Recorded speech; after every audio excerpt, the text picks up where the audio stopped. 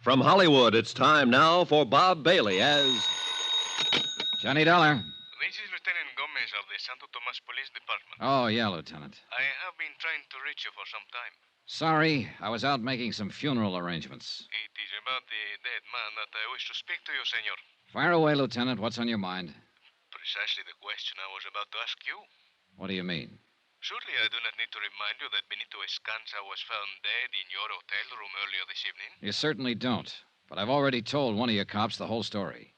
Perhaps. Perhaps not. I suggest that you come to see me so that we can discuss it further. Is that an invitation or an order? Let us call it an invitation. But if you do not accept, we will have to come and get you.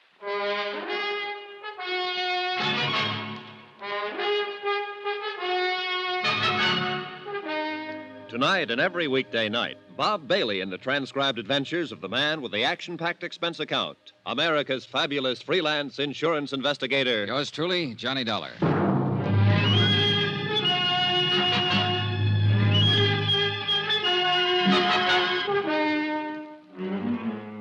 Santo Tomas, Mexico. Expense account submitted by Special Investigator Johnny Dollar. To the Home Office, Northeastern Fidelity and Bonding, Hartford, Connecticut.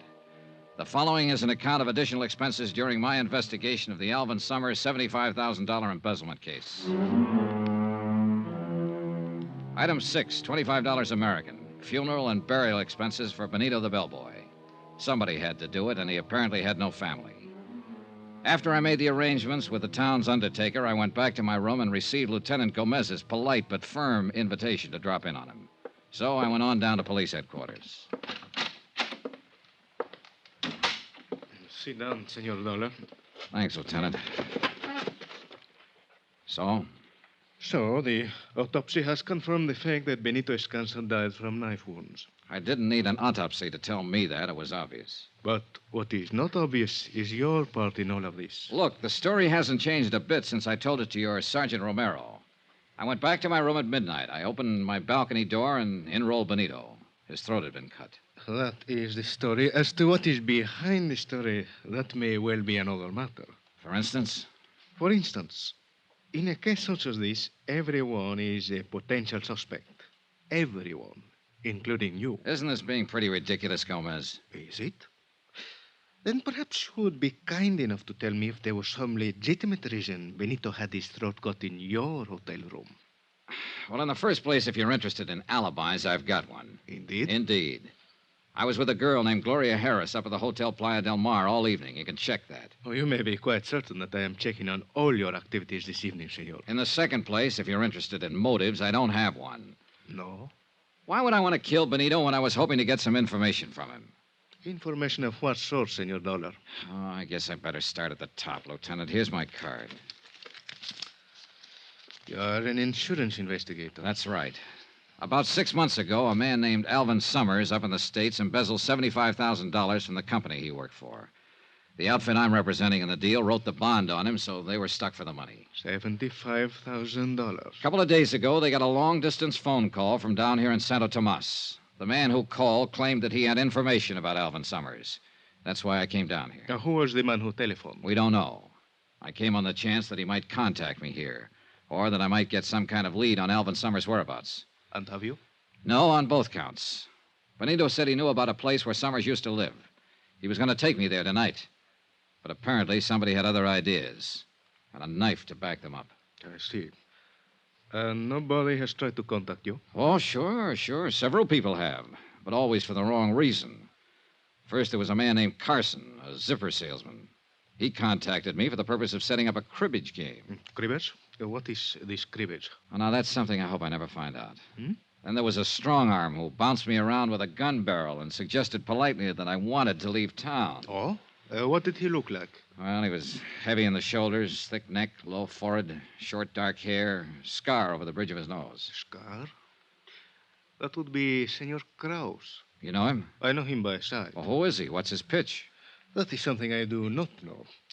Senor, you must understand that Santo Tomas is a rather strange town and a dangerous one. Come in. Hey, Lieutenant. Can't you see that I'm busy, Sergeant Romero? What is about Senor Dollar? Oh? Well, what is it? Well, I have talked to a Senorita Gloria Harris at the Hotel Playa del Mar. She said that Senor Dollar was with her throughout the evening. Very well, Romero. One thing more. We have just arrested a man, American tourista, Senor Carson. I will talk to him when I have time. Hey, wait a minute. That's the zipper salesman I was telling you about. Indeed? Yeah. Hey, look, maybe he ties into this deal after all. What's the charge? Romero? Is disturbing the peace. Oh, great. Just when I thought I had a lead. What's the matter? He got a few too many under his belt, maybe? Well, Romero? Here's the report. The Senor Carson is outside. Gracias. That will be all. I will talk to the man. Si, Lieutenant. Senor Donald, if you know this man, perhaps you had better come with me. Okay. Dollar! Say, I'm sure glad to see you. Hiya, Carson. What seems to be the trouble? Well, it wasn't as much as they made it, Dollar. Fella goes out stepping. Sometimes he, well, you know. He steps a little too far. Well, I was only having a little fun. Senor Carson, this report states that you are at the Hotel Playa del Mar this evening. That's right. But now, Lieutenant... It further states that you became increasingly noisy and that at one point, during a dance by an entertainer, you grabbed a serape from one of the musicians and attempted to join in the dance. Now, Lieutenant, maybe I was a little out of line, but Further, that when the dancer refused to dance with you, you chased her around the patio several times.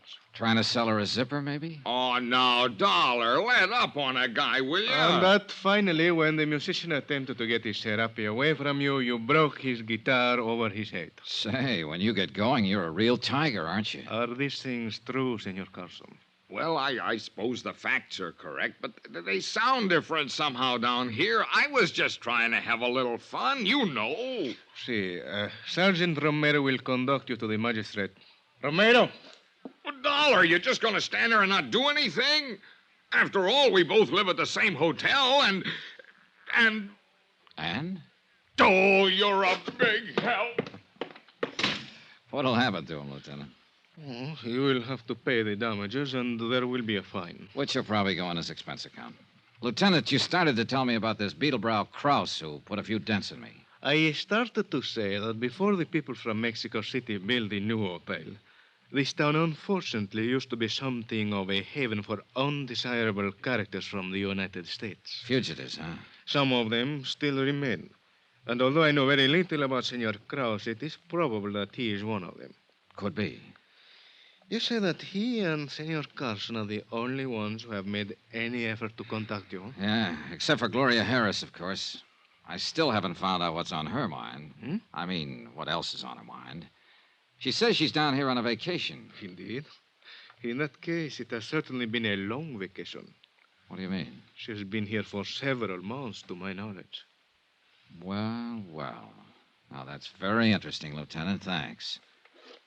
Anything else you want to ask me about Benito? Not at the moment, but I suggest you remain available. You know where to find me. One moment, Senor Dollar. A word of warning. As I told you, this town can be a dangerous place. I would suggest that you be quite careful. Yeah.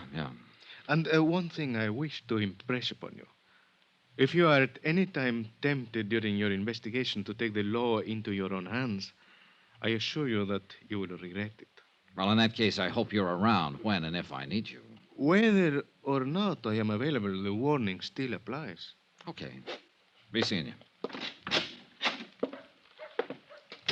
Johnny, Wow, Gloria. I thought you were tucked in for the night. I couldn't sleep, so I called your hotel. Oh? They told me that the bellboy had been murdered, that you were at the police station, so I came down here.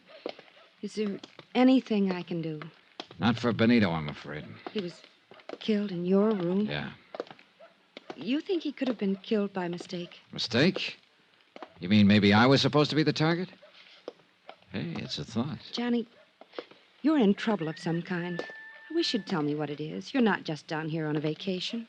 Speaking of vacations, Gloria, let's... Johnny, what is it? Keep looking straight ahead. There's somebody across the street in the shadows. He's tailing us. Can you see who it is? When he goes past that light, I'll be... Well, what do you know? My old friend Krause again. You mean the man who came to your room and was looking for you on the beach? That's the boy. Funny how he always seems to pop up when I'm with you. Johnny, I tell you, I don't know him. Doesn't matter right now. Come on. Turn into the alley here. Okay. Now keep going straight down this alley and out the other end. Go back to your hotel, and I'll call you there later. I may be a while. What are you going to do? Wait for him. No, Johnny. Look, Gloria, don't give me any argument this time. Get going.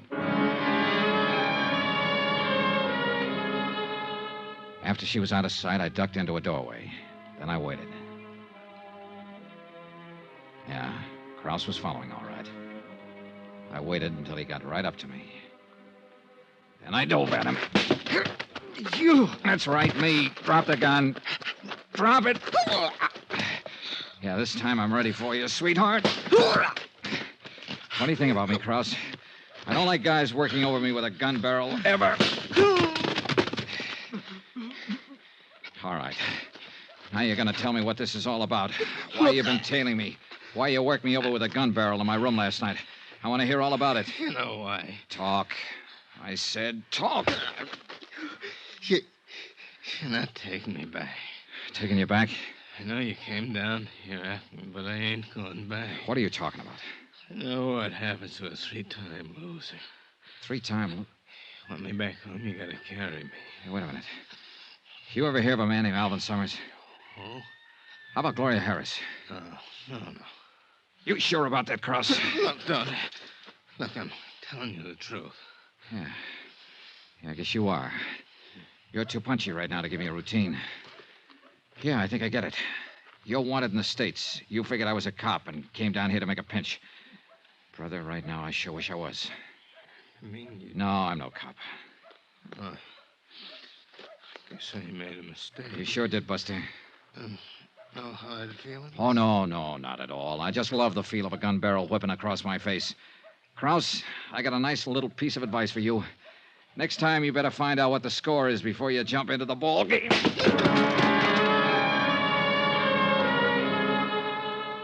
I left him there in the alley and went back to my hotel.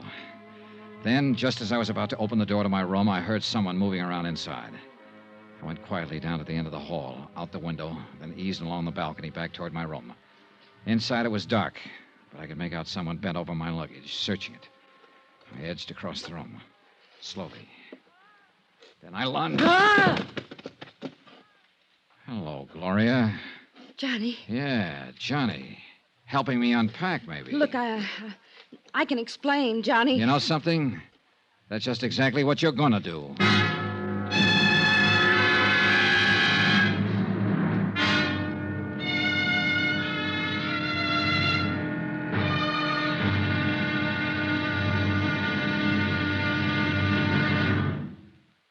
There'll be another exciting episode in our story of the Alvin Summers matter tomorrow. Tomorrow night, how to fall into a trap in one easy lesson.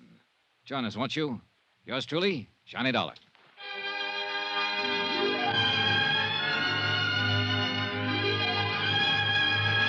Yours truly, Johnny Dollar, starring Bob Bailey, is transcribed in Hollywood. Written by Robert Reif, it is produced and directed by Jack Johnstone. Be sure to join us tomorrow night, same time and station, for the next exciting episode of Yours truly, Johnny Dollar. Roy Rowan speaking.